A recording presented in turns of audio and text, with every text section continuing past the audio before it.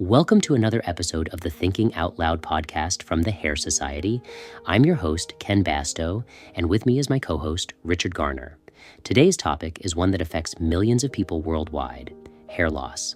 But we're not just talking about losing hair, we're diving deep into the solutions. From non-surgical hair replacement to hair transplants, and even laser therapy, we've got a lot to unpack. That's right, Ken. Hair loss is more than just a physical issue. It can deeply affect a person's self-esteem, confidence, and overall sense of youthfulness. But the good news is that we're in an era of advanced technology.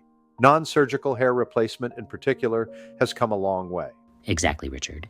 If you look back just a few decades, wearing a hairpiece or non-surgical hair system was often easy to spot, and people feared being found out. But today, with the advancements in materials and techniques, these systems are virtually undetectable. The base materials have become incredibly fine.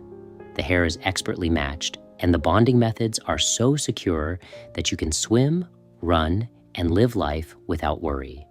It's all about restoring that confidence. People don't want others to notice that they're wearing a hair system. They want to feel like it's their own hair.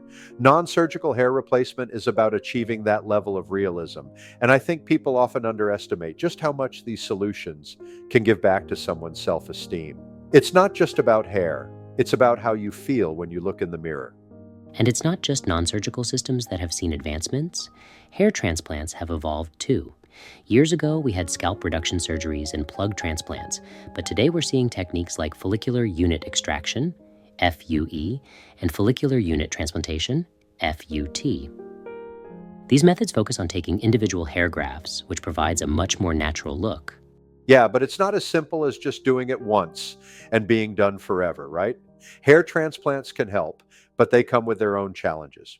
One thing people don't often realize is that when you move hair from one area, like the back of the head where it's more resistant to falling out, you still have to deal with the fact that the surrounding hairs might continue to thin.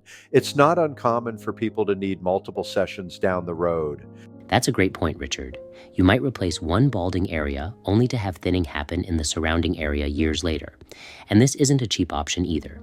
People sometimes travel abroad for cheaper surgeries, but they need to be careful about the quality of those procedures and the long-term results. Saving a few bucks today could end up costing more in the long run if it doesn't hold up. And not all hair loss is ideal for a transplant either. If someone has traction alopecia or scarring alopecia, for example, a transplant may not be the best option because of how the hair follicles in those areas are damaged. In cases like that, non-surgical hair replacement is often a better route.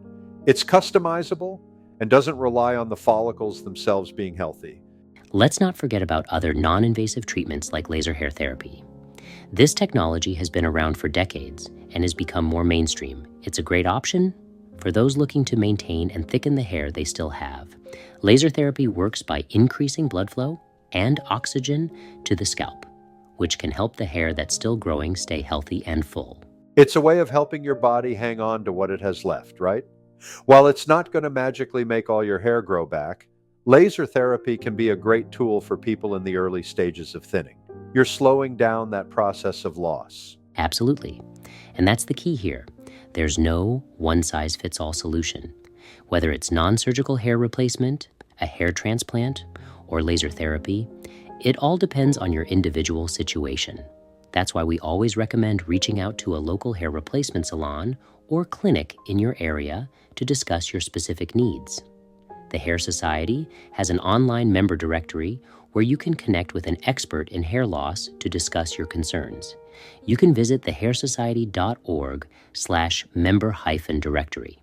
There are so many factors at play, from the stage of hair loss to the type of hair loss.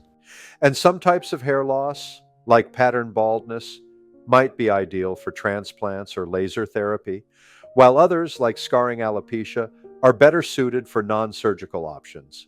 It's all about understanding what's happening with your hair and finding the right solution. Before we wrap up, we want to leave you with this. Don't be discouraged. If you're experiencing hair loss, there are more solutions available today than ever before.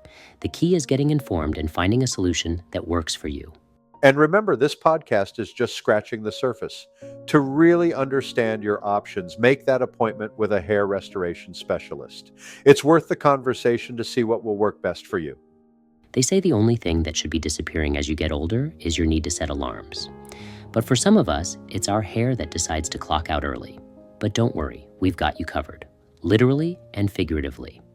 Hair loss doesn't have to be the end of the story. In fact, it can be just the beginning of a whole new chapter.